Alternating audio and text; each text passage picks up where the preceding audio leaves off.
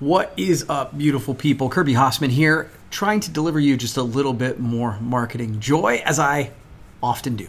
And today, I'm really excited. I'm more excited than normal because it's launch week. It's launch week for my new book. It's called Hit the Target, and it's officially available this week. Now, Hit the Target's actually a parable, and so I've written something a little bit different than I've done in the past. I think that's one of the reasons I'm so fired up.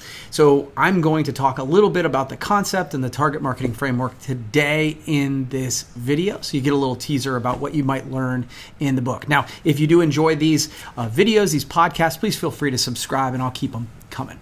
Okay, so the concept around the book is that it is a fictional story about Michael, whose life is in shambles, and his wife has passed away, and he is about to lose his business and his family home, and it's bad stuff, right? And so his friend, who's also the banker who has to break this news to him, introduces him to Charles.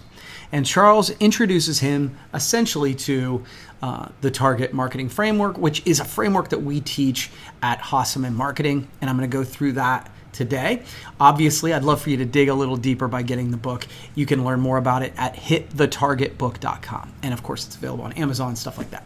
So let's break into the target marketing framework today and kind of give you some background about how this affects you and your organization. So Target is an acronym, and so we're going to dive into what each letter means. So the first T in Target actually stands for target. Identify your target. Identify your perfect customer. Now, this is one of those foundational things that I think so many businesses hear and they're like, yeah, I understand. But so few businesses really do the foundational work to really get themselves in a better place to promote their organizations. They don't really do this work. And I'll be honest with you, this is something I've struggled with in the past because I wanted everybody to be my customer.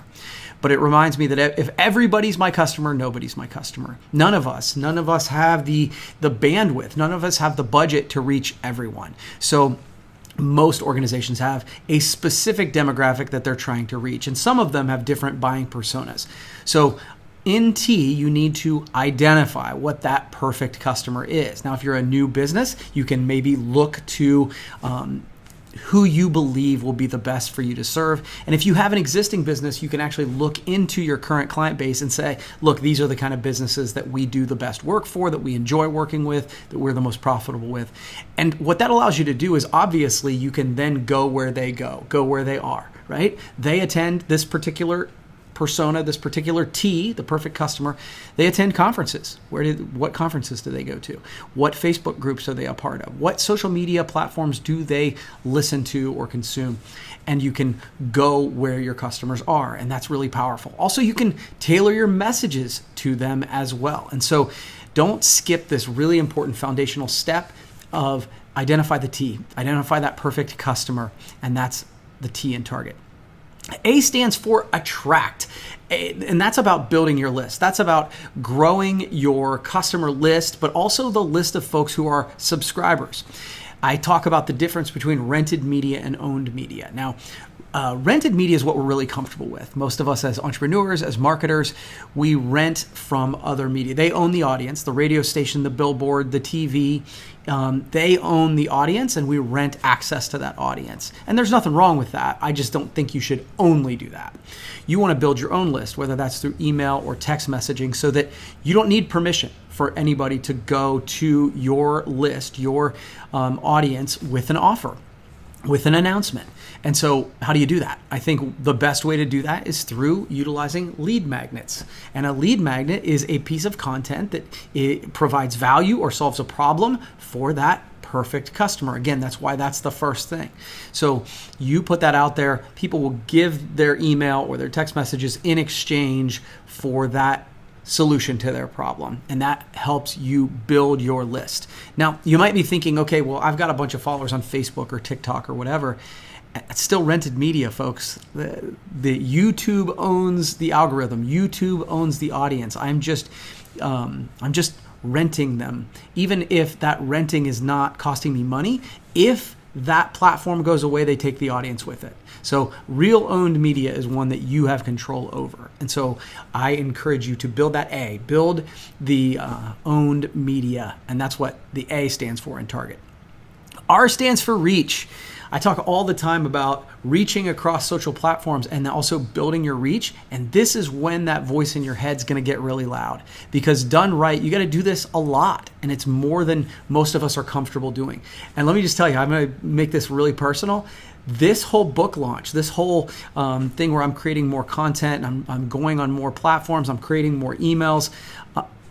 My voice is yelling at me saying, stop it. It's too much. It's too much. But the reality of it is, this is one of the ways that you build your brand. You begin to build your brand is by building your reach, reaching across those platforms.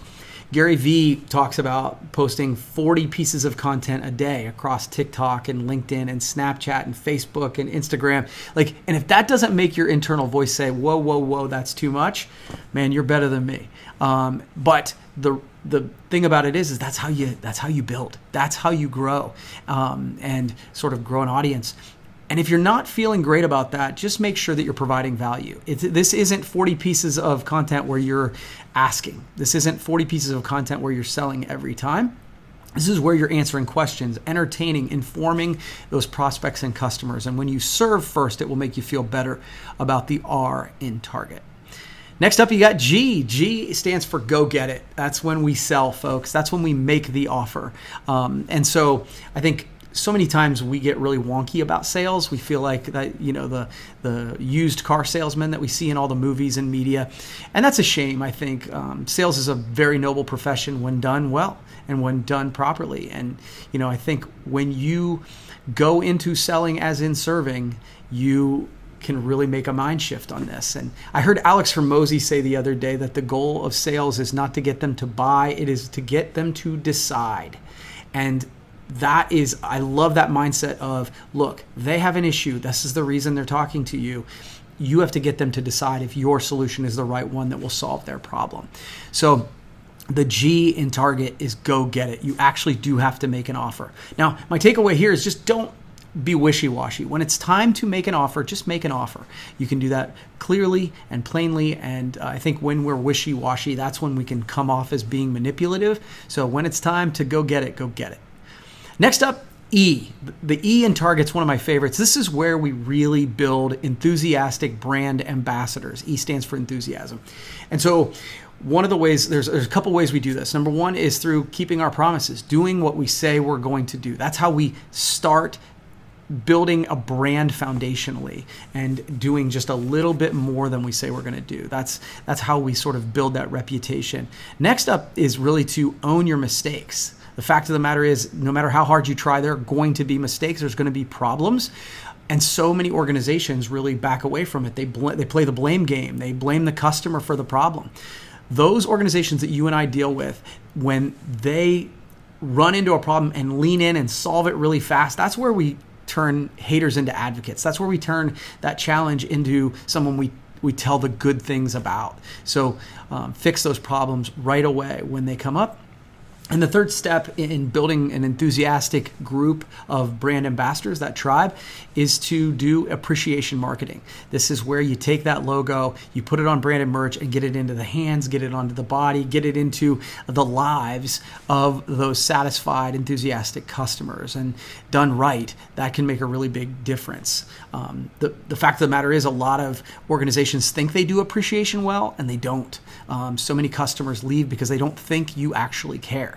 So doing some sort of appreciation marketing on a quarterly basis, which is what we sort of recommend, is a great way to get in front of your best customers, your top customers, and really do it affordably, believe it or not.